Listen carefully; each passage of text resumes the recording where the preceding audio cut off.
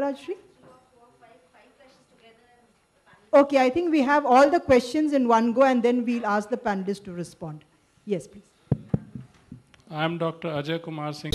Panelists and delegates of this conference, welcome to this session, which indeed is a merged session. It's an era of mergers, and it does get reflected in. The good thing is that perhaps with this we'll manage the time slightly better.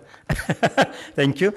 Since it's a merged session, we have the first speaker from the previous, the non-merged session would have been changing trends in engineering education, highlights from global best practices. As in fact, Dr. Mantha mentioned, the best practices is one of the ways of implementing total quality in any organization. And therefore, instead of rediscovering wheels again and take time, best practices help us in quickly implementing time-tested success stories, and therefore is one of the very well-accepted norms of implementing and improving. And therefore, our first speaker will be Dr.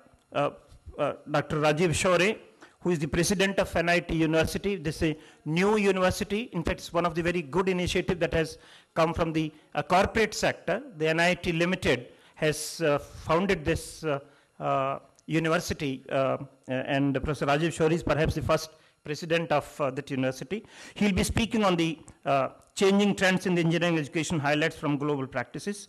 Then we have three speakers: Professor A.K. Bakshi, Head of the Department of Chemistry, Delhi University; Professor Ram Kumar, TRS Forms and Services Limited; and Mr. Mukesh Gupta, President SRD. They would be speaking about solving the expanding examination assessment needs of universities. Now, that was a session that I was originally slated to chair, and therefore I'll be saying something about it by way of identifying the issues, and then first invite Professor Rajiv Shaurya, and then we'll get down to the second thing. The expansion of the engineering education has made a very gigantic task on the management of the technical university system by way of the examination of the answer books. As I was Vice Chancellor of UP Technical University for 3 years as one of the largest technical university, if you imagine, and the concept of technical university is that more than 500 to 600 engineering and management institutions, the examination to be conducted at the same point in time across the entire state, and therefore, instead of academic supply chain, the major task was the physical supply chain of sending answer books, collecting answer books, evaluating answer books, and this is a very gigantic task. Therefore, as the size of the university, technical university is increasing, one of the major issue, and in which ICT can play a very major role, I'll come through that, is the challenges posed to do a time-tested, within time frame, a credible job of evaluating answer books. And therefore, that's the theme of the session that we'll be dealing with. Primarily, the dimension of the problem, as I said about UP Technical University, and I'm sure that must be the case of other university too, about 25 lakh answer books to be collected from different locations all over the state, to be evaluated, and within 1 month the answers, the examination result to be posted on the web. This is the dimension. Therefore, some of the challenges which I'll identify, and I'll expect my panelists to address some of these issues, is the huge task of finding out good quality paper setters, the logistics of printing, the lead times involved, the timeliness. One of the key requirements of examination system of affiliating technical universities, that these questions and the examinations have to be timeliness, confidentiality simultaneously. That means all the same question paper has to be at same point in time, the whole state has to be done. You can't do it in the first half, one part of the paper and elsewhere. And therefore, and the security are the major issues. Logistics of answer books being collected, centralized evaluation, which is mostly resorted to, getting the good quality faculty to come at a central place for a month and evaluate the answer books is one of the major issues. The caliber of the people who volunteer to conduct examination is a very serious issue, which indeed Dr. Reddy pointed on the in the morning. In fact, many colleges are hesitant to send their good faculty to examination center because they may think that he may be pinched by somebody else. That's the kind of faculty shortage taking place today. Therefore, IT to me, which is the theme of this conference, is perhaps a remedy. To some extent, this remedy has already solved the problem, but that problem it has solved is, for example, online printing of the question paper. So the logistics involved in the printing and distribution of the question paper part has been handled.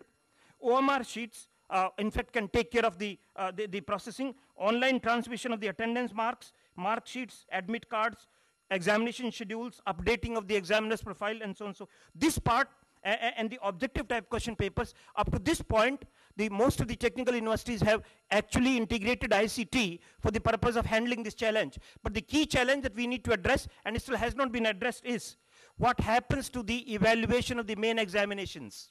If 25 lakh answer books are to be evaluated within 1 month time and a credible job to be done of it, how can we actually leverage ICT? This is one of the challenges that I actually highlight as one of the issues. Perhaps one quick answer could have been that make everything objective type.